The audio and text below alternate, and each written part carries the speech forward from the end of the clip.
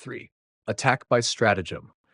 Sun Tzu said, "In the art of war, the best strategy is to capture the enemy's country intact. Destroying it should be avoided. Similarly, it is better to capture the entire army rather than destroying it, and it is better to capture entire brigades and divisions intact rather than breaking them up. Therefore, winning every battle is not the highest skill. The highest skill is to defeat the enemy without fighting." 1. Disrupting the enemy's plans. The most effective strategy is to disrupt the enemy's plans. The next best strategy is to prevent the enemy from forming alliances. The third best is to attack the enemy while they are still on the battlefield. The least effective strategy is to besiege a city. Attacking a city should only be done when necessary. Preparing for a siege takes several months, and attacking a city without proper preparation can result in heavy losses without achieving success. 2. Defeating the enemy without fighting. A skilled commander defeats the enemy's army without fighting, captures cities without besieging them, and brings down nations without prolonged war. In doing so, the commander preserves their army and secures victory. 3. The importance of the general. A general is the cornerstone of a nation. When a general is strong and wise, the country will be strong. When the general is weak or unskilled, the country will be vulnerable. 4. 3 ways to bring misfortune to the army. There are 3 ways to bring misfortune to an army. First, when the commander does not understand that the army cannot advance or retreat, but orders them to do so, leading to confusion and inefficiency. Second, when the commander does not understand the specifics of military affairs, but treats military matters the same as political matters, causing confusion among the soldiers. Third, when the commander does not assign the right people to the right military posts, leading to a lack of trust and discipline in the army. 5. 5 ways to achieve victory. There are 5 ways to achieve victory. First, knowing when to fight and when not to fight. Second, understanding how to deal with both large and small forces. Third, ensuring that the entire army is united in purpose. Fourth, preparing to surprise the enemy. Fifth, ensuring that the military is not interfered with by the state. If you know both yourself and the enemy, you can fight 100 battles without danger. If you know yourself but not the enemy, you will win some and lose some. If you do not know yourself or the enemy, you will always be in danger in every battle. 1. Disrupting the enemy's plans. Operation Fortitude, 1944, D-Day, World War II. One of the most effective examples of disrupting the enemy's plans comes from Operation Fortitude, the Allied deception plan leading up to the D-Day landings in World War II. The Allies knew that Hitler had expected an invasion of Western Europe, but he wasn't sure where it would take place. The Allies used this uncertainty to their advantage by feeding misleading information and creating a false impression of where the main attack would land. To achieve this, the Allies set up fake armies, complete with inflatable tanks, fake radio transmissions, and false intelligence, to convince the Germans that the invasion would occur at Pas-de-Calais rather than Normandy. They even staged false maneuvers and built fake supply depots, leading the German high command to believe that the Normandy landings were a diversion. This disruption of German plans resulted in Hitler delaying the deployment of reinforcements to Normandy, which made the actual D-Day landings in Normandy successful. Instead of fighting directly with the German forces or laying siege to their positions, the Allies disrupted their plans through deception, weakening their defenses and making their invasion much easier and more effective. This operation showed disrupting the enemy's plans through misinformation and clever deception can lead to a strategic victory without the need for direct conflict. The strategy of the Qing general Zhuo Zongtang, an excellent example of defeating the enemy without fighting in Qing dynasty history, comes from Zhuo Zongtang, a renowned military strategist and statesman during the late Qing dynasty. One of his most famous instances of this strategy occurred during the reconquest of Xinjiang in 1875, when he dealt with the rebellious forces of Yaqub Beg, a leader in the western region. In the 1870s, the Qing Empire faced internal strife, with Yaqub Beg leading a rebellion in Xinjiang and threatening Qing rule. While Yaqub Beg had a well-fortified position and a powerful army, Zhuo Zongtang did not immediately engage in a direct battle with him. Instead of fighting a costly and protracted war, Zhuo Zongtang employed a combination of diplomacy, psychological warfare, and strategic deception. First, he sent emissaries to Yaqub Beg, promising safe passage and favorable terms for surrender. He also employed psychological tactics by creating rumors of a massive Qing army approaching from multiple directions. The idea was to convince Yaqub Beg that the Qing forces were much stronger than they actually were, and that surrender would be his best option. At the same time, Zhuozongtang began to fortify the region and establish a strong military presence in key locations, further convincing the rebels that resistance was futile. Zhuo's use of diplomatic overtures combined with his strategic positioning created a situation where Yaqub Beg's forces were demoralized and isolated, making it easier to dismantle their resistance without a large-scale military confrontation.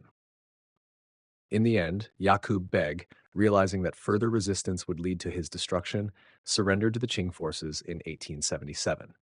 The Qing military was able to regain control over Xinjiang without a prolonged battle, showcasing Zhuozongtang's ability to win through intelligence, diplomacy, and psychological strategy, rather than brute force. This example demonstrates the effective use of non-military tactics, such as psychological warfare, diplomacy, and strategic positioning, to defeat a stronger or well-fortified enemy without resorting to extensive fighting. Zhuozongtang's actions in Xinjiang embodied the principle of achieving victory through deception and strategic foresight, just as Sun Tzu advocated centuries earlier. 3. Three ways to bring misfortune to the army. 1. When the commander does not understand that the army cannot advance or retreat, but orders them to do so, leading to confusion and inefficiency. Example, Napoleon's Russian campaign, 1812. Napoleon's invasion of Russia is a classic example. Napoleon overestimated the ability of his army to march deep into Russia despite the harsh winter and vast distances. As his army advanced, they faced severe supply issues, starvation, and extreme cold. Even when retreat became necessary, Napoleon continued to order the army to advance. The army became decimated due to harsh conditions, and most of it was destroyed during the retreat, leading to a disastrous failure. 2. When the commander does not understand the specifics of military affairs, but treats military matters the same as political matters, causing confusion among the soldiers. Example, the Vietnam War, Gulf of Tonkin Incident, 1964. President Lyndon B. Johnson and his administration treated the Gulf of Tonkin incident as a political tool to justify escalating U.S. involvement in the Vietnam War. The initial reports about the attack on U.S. ships by North Vietnamese forces were either exaggerated or inaccurate, but the event was manipulated for political gain. The military decisions made without fully understanding the military consequences resulted in a larger and more prolonged conflict, leading to the eventual failure and withdrawal of U.S. forces from Vietnam. 3. When the commander does not assign the right people to the right military posts, leading to a lack of trust and discipline in the army. Example, the Gallipoli Campaign, 1915.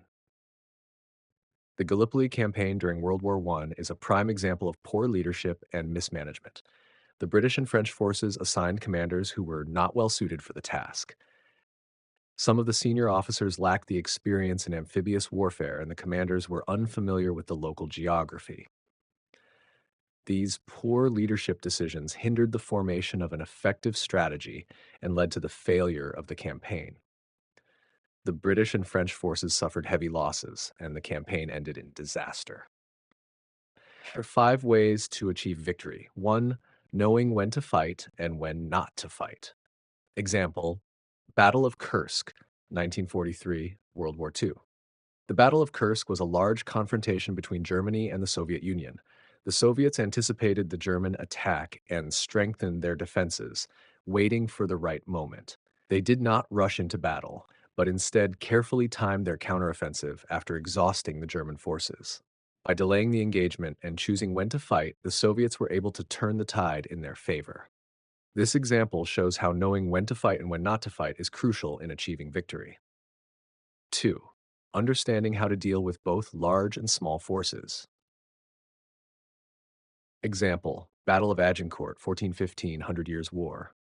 At the Battle of Agincourt, English King Henry V led a small force to defeat a much larger French army. Using longbowmen effectively, Henry's forces neutralized the French cavalry and heavy infantry. They understood how to fight a larger force by exploiting the terrain and using defensive tactics. This victory demonstrates how small forces can successfully engage larger ones by understanding the differences in strategy and adapting to the circumstances. 3. Ensuring that the entire army is united in purpose. Example, Admiral Horatio Nelson at the Battle of Trafalgar, 1805. At the Battle of Trafalgar, British Admiral Horatio Nelson unified his fleet with a clear purpose to defeat the combined French and Spanish fleets.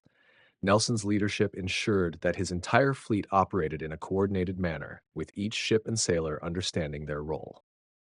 This unity of purpose allowed the British to achieve a decisive victory despite being outnumbered. This example shows how an army's cohesion and shared goal are critical for success. For 4, preparing to surprise the enemy.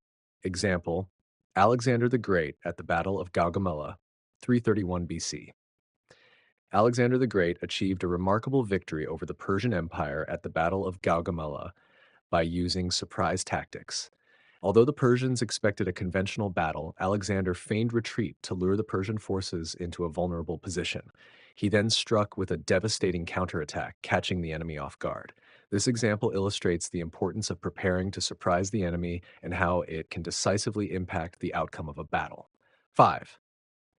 Ensuring that the military is not interfered with by the state. Example, George Washington during the American Revolutionary War. During the American Revolutionary War, General George Washington ensured that the Continental Army was able to operate independently from political interference. While there were political pressures from the Continental Congress, Washington understood the importance of maintaining military autonomy to plan and execute long-term strategies. This allowed him to lead the army with flexibility, eventually securing American independence. The ability to keep the military separate from political interference was a key factor in his success. 5. Key insights and summary. Sun Tzu emphasizes defeating the enemy without fighting, using strategies like disrupting plans, preventing alliances, and exploiting weaknesses. A wise general is key to a strong nation. Victory comes from knowing when to fight, understanding forces, ensuring unity, preparing surprises, and avoiding state interference. Mastering self and enemy knowledge leads to success.